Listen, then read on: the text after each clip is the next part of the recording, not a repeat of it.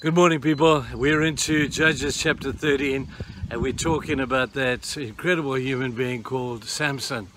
And we worked on yesterday the fact that although God is able to do anything, he could supernaturally fix the things. He could supernaturally have dealt with Israel's problem and dealt with the Philistines, but he chose to use a man. Kind of like Christmas, isn't it? That God could have dealt with the sin thing probably differently, but he had to use a man to solve our sin problem. And so it came down to Jesus, one man, one faithful man, the only one who's totally fulfilled God's plan as God had purposed it was Jesus. But God gives us a chance to do our thing as well. Interesting thing about Samson today I want you to consider is this. Samson was incredibly powerful. He was known for the supernatural power that he had to kill thousands of people with the jawbone of an ass, to lift the gates of the city, and to be just incredibly strong. God gave to him the supernatural power. When this guy was a kid, he was killing lions. Anybody here pull that one off? He had supernatural power. But sometimes, here's the observation, we can be too strong for our own good. Have you noticed how some really strong personalities, how some unbelievably gifted people mess up? Because they tend to think that their strength is for them. It's not for you. It's for the purpose of God. And when that strength is internalized, they actually explode. Some people implode. They die from within. But people who are just too strong sometimes will explode if they don't use that strength well. Some of us, our greatest strength is our strength, but it's also our greatest weakness if we don't know how to control it.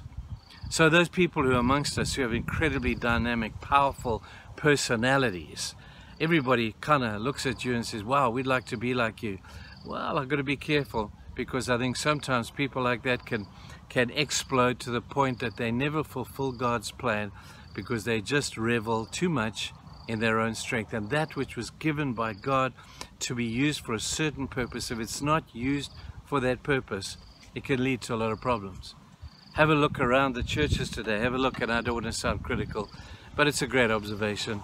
See how sometimes you could be too strong for God to use you. That's why God chooses in the main to take weak vessels and to use them, so that when they achieve what God purposes to achieve, God gets the glory.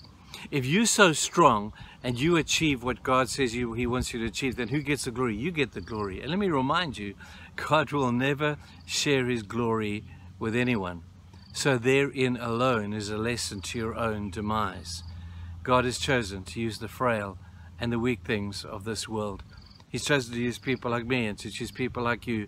If we will just be faithful to Him, allow Him to do what He needs to do through us, His power will be given, because His power, His strength is made perfect in your weakness.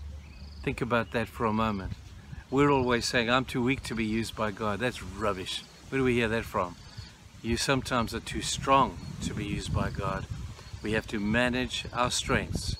And sometimes if our strengths get out of hand, that's a problem for us.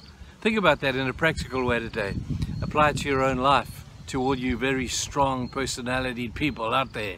Just be careful, because you may be too strong. And then what happens is you destroy people around you, and you never really fulfill the purpose that God has achieved for you. But we do love you anyway. So have a great day, people. We'll see you again. Bye.